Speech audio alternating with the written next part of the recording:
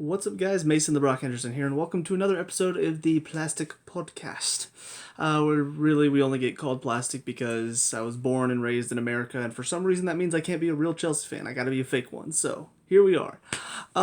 So obviously with January coming to a close, there's a lot of things to talk about. Few things with transfers, but then of course one major thing that I've not yet had a chance to talk about. So I just wanted to address a few things that are happening or have happened in January. And first we will talk about transfers because honestly our transfer window is not all that interesting. Didn't bring anybody in, but we did loan out some players. We did sell a couple. So I do have the list pulled up here because I want to make sure. So the two sales we had were Charlie Brown sold to MK Dons and then Lucas Paisan to Braga.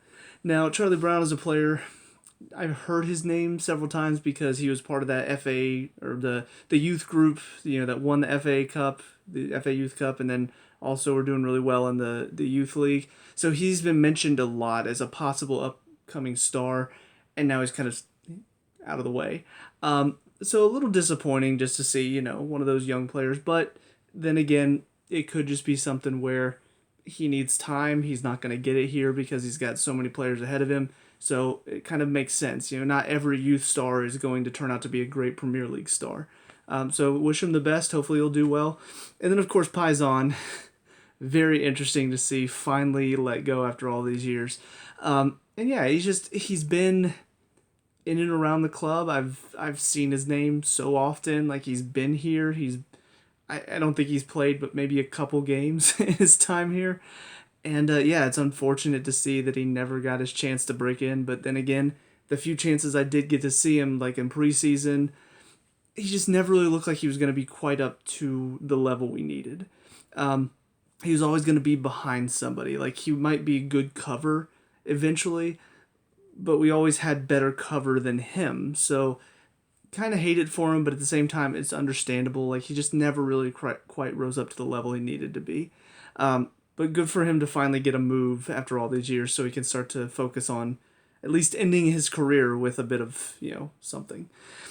And then, of course, we got the loans. And honestly, these are not huge loans, in my opinion.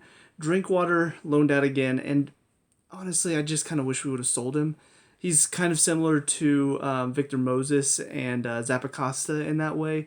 And I feel like they're players that we brought in for a certain situation, and now they're not really useful anymore. Moses, I think, could still have his use. But Zappacosta, we brought him in to bring cover to the right wing-back role, and then we never really needed him because Moses kind of stayed fit. And then we stopped using wing-backs after Conte got fired. So you never really needed him. He was there occasionally to sort of pop in and give you some quickness down the right, but he was never really a useful player. And then Drinkwater was brought in more for kind of that midfield cover. We needed another midfielder. He had that experience with Conte at Leicester, so we're thinking maybe we can rekindle that midfield duo, and just never really worked out for him. And he never really quite hit the same heights that we saw him hit at Leicester. So now they're both, like, all three of them are kind of just spending time out on loan and never really doing much with it, and then coming back, and then if you can't find a transfer, we'll just loan them out again so we don't have to pay their wages. So it's kind of a difficult situation for them right now. He's out on loan at Kasımpaşa, which I think is a Turkish team, if I'm not mistaken. Pretty sure they're in the same league as Galatasaray, if I'm not mistaken, but I don't know for sure. But we also saw Tomori go out on loan to AC Milan, which not a bad move for him. If he manages to get playing time, then that could actually really benefit him to play for a higher team like AC Milan. Just going out, getting some first team time would be good for him because right now it is hard for him to get into that first team. When you've got Thiago Silva, you've got Zuma, you've got Rudiger, even Christensen, I think, is higher up in the pegging order. Not in my opinion, but at least in the coach's opinion. They see Christensen as having more experience than him. And then when you go to the back three, now Azpilicueta can slot in back there as well. So it's important for him to go out on loan and try to impress while he's out on loan so we can come back next year. He's going to have a little bit of competition because we know Malang Sarr is going to be returning from his loan as well. So two young defenders who are really going to be fighting for a spot next year. And I think that's exciting to have. And then Baba Rahman. a player that's just, again, kind of like Paisan. He's been here for a while. He's never really hit the heights that we needed him to. He's had his moments where he's looked good at left back or, possibly left wing back, but then it just kind of fades away and he doesn't do anything. So, another loan for him to PAOK, which I want to say they're a Dutch team. I'm pretty sure. I'm not entirely sure. Anyways, but just hopefully maybe get something out of this, and like to try to get him offloaded hopefully in the next few years, because again, he's a player that has not hit the heights we've needed him to. And then finally, a youngster, Jack Wakely is at Brighton now. It'd be interesting to see if he gets some time. I'm pretty sure he's a defender, if I read that correctly when I saw that loan happen. And I'm pretty sure he's young too, because he's not a player that I've heard of, like, at all. So if he's good enough to play at Brighton and he's getting some time, then hey, fantastic that we got a young defender who can play at a Premier League club, even if it is a lower one. So, but yeah, so that's all for our transfers that happened in January.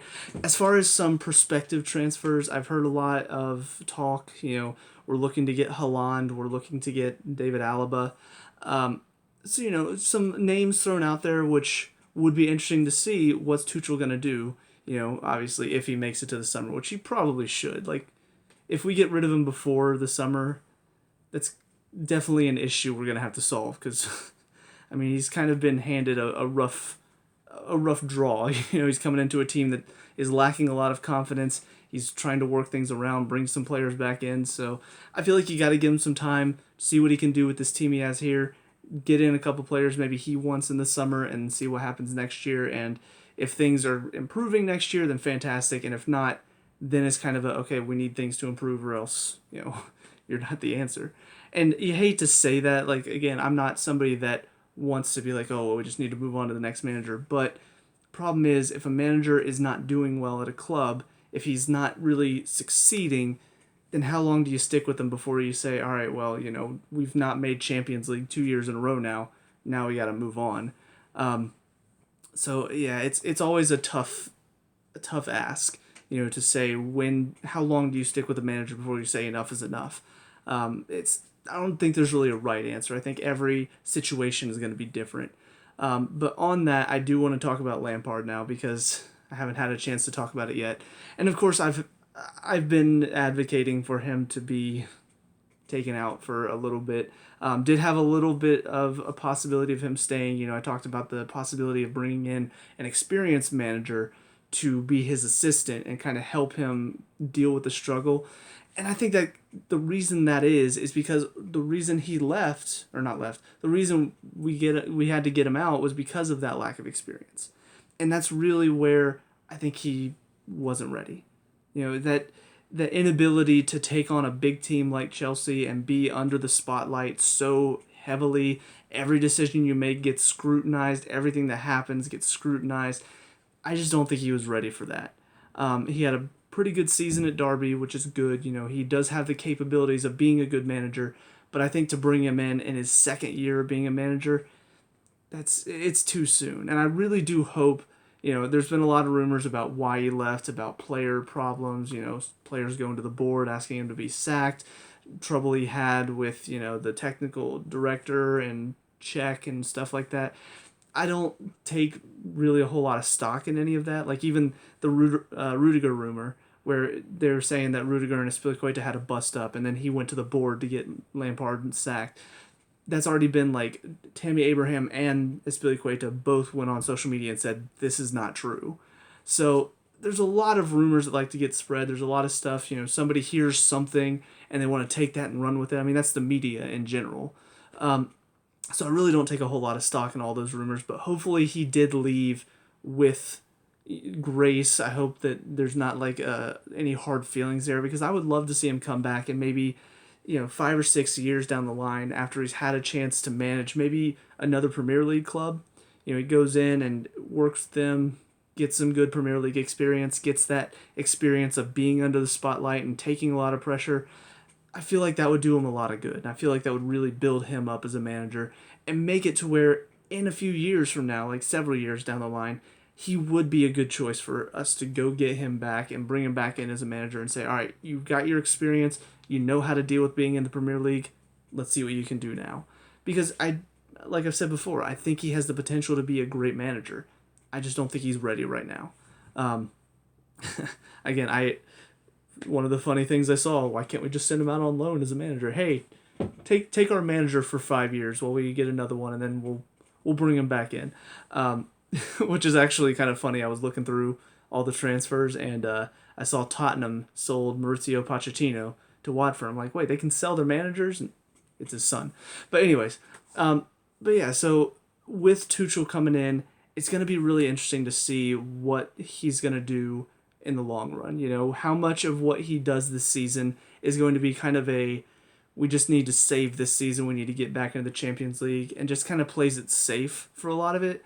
And how much of it is he's going to try to make us into a better team and really push us to be, no, we should be challenging for the title. Because honestly, this season compared to last season, it's a lot easier to put yourself in title challenge. Like, all you got to do is go on 5 or 6 game run where you don't drop points, and suddenly you could be 6 points off the top.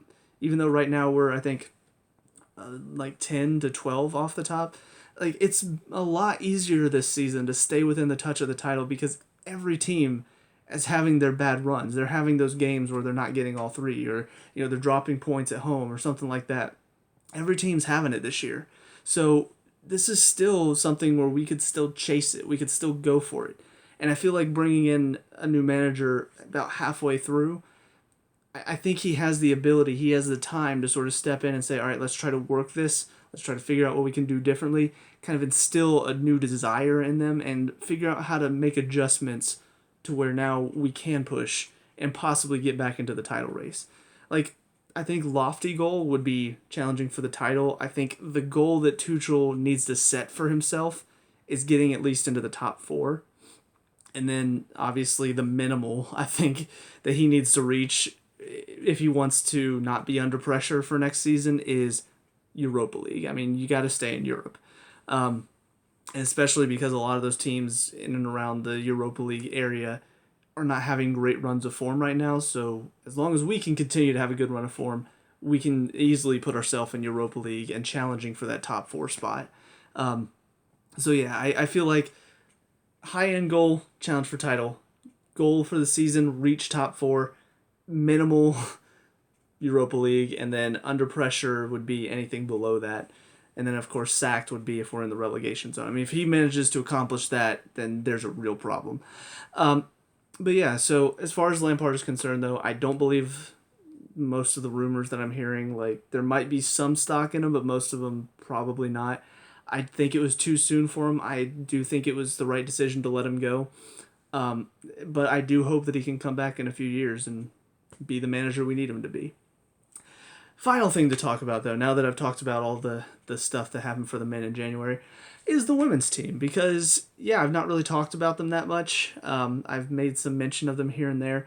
And, yeah, I have been keeping up with the women's team as much as I possibly can because, unfortunately, sometimes they do schedule the men and the women's games at the same time. And since I do the men's, reviews, I do reviews for their games, it's hard for me to watch both because I'm mainly focusing on paying attention to the men's game so I can give a good review for it. But I have been keeping up with the women's team, and I mean, they're top of the world right now. They're top of the WSL. They're on a 33 game unbeaten run in the WSL. They're in the finals of the Continental Tier League Cup, I think is what it's called. But they just beat West Ham today 6-0. They're in the round of 16 in the Champions League. I mean, they're flying right now. And every time I watch, it's fun to watch. And I feel like that's something that I've not been able to say about women's soccer for a while. Because even watching the U.S. women, of course, they win everything every year. But honestly, I'm watching, and it's just because we have very good athletes. They're very fast, they're very strong. So they're not necessarily the best soccer players. They go out there, they can pass decently enough, but for the most part, it's just they have quicker players, so they can dump it over top, run past defenders. It's easy for them to do that. When I watch some of the WSL games, and mainly when I watch Chelsea play, there's just a quality about it. There's a technical quality about it, and I enjoy watching that. I enjoy watching. It's the same thing when it comes to the MLS. I didn't really care about the MLS. I didn't care to watch the games because it wasn't good soccer. It was boring. It was kind of slow and dull and not. It wasn't good technically either. The best teams were the ones that had the fastest players. So it's very similar. Once Atlanta United came in, it was like, okay, I've got a hometown team to root for. Well, now that Chelsea have a women's team, and not just that, but it's also a women's team that play good soccer, that's exciting for me, and it's something that I do want to try to get into. Unfortunately, the hard part about kind of doing reviews for it, because I know that's a question that's going to be brought up, is why don't you do reviews for them? The hard part about it is that I don't know enough about the other teams. When it comes to the men's game, I know what teams are going to be tough. I know what teams have better players. I keep up with a lot of that stuff. For the women's game, it's just there's not as much available to me. I'm not able to watch every game. I'm not able to watch every team. So going into the West Ham game today, I know they're not one of the top teams, but how bad are they? Is 6-0, is that a reflection of how bad they are or how good we are? It's hard for me to say. So I'm watching, and of course, keeper made a ton of mistakes for them. But also, we outplayed them clearly too. So I'm watching, I'm like, I can't really do a review for this because I can talk about how well we played, but it's hard to compare that because, well, how bad did West Ham play today? Is this not normally how they play, or is this normally how they play and they're just pretty bad? So I do feel like it's going to be harder for me, but I did want to give some recognition to them because they are in fantastic form right now. So much so that Emma Hayes has been talked about as being possibly the first woman manager in men's football in England, linking her with AFC Wimbledon, managing for them. I kind of hope she stays just because, as nice of an honor as that would be for her, I feel like she really fits in well with this team and she's doing well with the players she has here. And I don't know, I feel like keep building the women's sport, keep building that in England because that's something that could definitely benefit. All these people talking about, oh, well, unequal pay and all this stuff. Well, part of that is because the amount of sales and the amount of, what's it called? The merch. The I'm forgetting my economics terms right now. But the demand, there we go. Supply and demand. I blanked on words for some reason. But the demand for the women's merch is not that high right now. It's getting there. It's slowly rising. The more that they get shown on TV, the more that we see them performing and it's actually fun to watch, that can only improve demand because now people want to watch and they want to see these players. I want to get myself, what player would I want to get? Their jersey, their name on the back. It's hard for me because it depends on the game. Sometimes one player will shine, like Fran Kirby. She's on a bit of a run right now, but earlier in the season I probably would have said Erin Cuthbert because she was tearing it up, and also G is just a little monster in the midfield like Conte. She's just all over most of the time. But then of course got a pretty solid back line, and then Bethany England and Sam Kerr up top. Both of them are in good form. So it's all of these players, I'm learning more about them. I'm learning more about their play style. And it's interesting to watch. And so I feel like, from Emma Hayes' point of view, keep working at that and keep building up this team, keep making them the standard to beat, because that can only raise the rest of the league with you. And that's something that, I had hoped Atlanta United would do with the MLS. They came in, had all these fantastic players, really raised the bar for the standard of the MLS, and then unfortunately they became... It's like the MLS said, no, come back down here. You guys are doing too well. We need to drop this standard a little bit. And now they're just another MLS team, and it's not fun to watch anymore. So I hope, because things are a little bit different in how the sports are set up over in England, I hope that the fact that this Chelsea team are so far above where everybody else is, it's going to require them to start saying, hey, we need to step up our game. We need to start bringing our level up. We're going to need to start bringing in better players. We're going to need to start, the players, these young girls that are growing up now, they have these icons they can look up to. The English icons that they can look up to now. Because honestly, it was the American girls that had the most icons to look up to when you think of back in the day, the Mia Hamms, the what was the name of the keeper? I've already forgotten it. It's been so long. But there was a lot more of a desire to play here because, well, our women's team is so good here. Well, now in England, they started to really step it up. They started to bring in these great players, and now even the league in England is starting to step up. So I really hope this can help push that and keep it going, because I would love to see the women's game over there become, at least a lot closer to where the men's game is, because obviously the men's game is just, the English Premier League is the most popular league to watch. You can say what you want.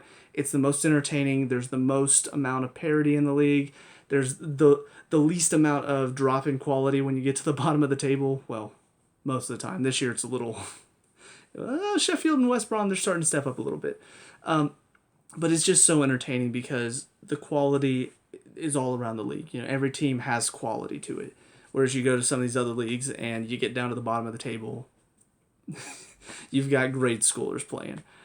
So I really hope that the women's game in England can rise up and become, more watched, more entertaining, more available as well. They've started to show some games on TV, and that's fantastic. But yeah, I'm really proud of what our women are doing and how fantastic they're playing as well. And again, it's just fun to watch, and hopefully one day I can get to a point where I know enough about the women's game over there that I can start to do reviews, that I can talk more competently about, oh, well, we played against this team and I know this player on that team, and, I know that normally this team would be difficult to play against. I would love to get to that point one day. But, of course, right now it's, if you're not facing, one of the Manchester clubs, or I think Arsenal or Everton, I think, are the other two that are the only teams that have really posed much of a challenge. Like we're beating some teams like West Ham 6-0. We beat one team 9-0 earlier this season, or 8-0, I think. I want to say it was Brighton. But yeah, like it's just not every game is extremely entertaining to watch, because sometimes we just sort of bowl over teams, and it's like, well, I'm happy we're winning, but also it's kind of rough because I feel bad for the other team because they're just bad. So I would love to get to a point where no matter what team we face, it's always got its challenges. We can't just sort of slack off because there are other teams that we have to worry about. There are teams that will give us more of a challenge and will push us more. So yeah, it's kind of all of my thoughts though on January and just the club in general. Hopefully going forward, the men's team starting to round that bend. Obviously we got Tottenham tomorrow, which is Thursday, which is probably when this video will get uploaded, so that's fun. But yeah, I mean, a lot to look forward to, and yeah, I'm excited to see how the rest of the season plays out. I'm excited to see, will our women win everything this season? I hope so. I think those are the three main competitions that they play in, so if they win the triple, it'd be amazing. And then for the men, we're still in the FA Cup, we're still in the Champions League at the moment, so we've still got some stuff to play for. So hopefully Tuchel can take us and turn us into the team that we need to be with the players we have. But yeah, all in all, that's it for me. So let me know what you guys think down in the comment section below. If you have any other things you want to talk about involving Chelsea, involving transfers and stuff, please put it in the comment section. I love talking to you guys about stuff, as long as you're not a troll, because, it's the internet and that happens a lot. But yeah, leave a like and subscribe as well for future Chelsea talks, and I will see you guys in the next game. Peace out.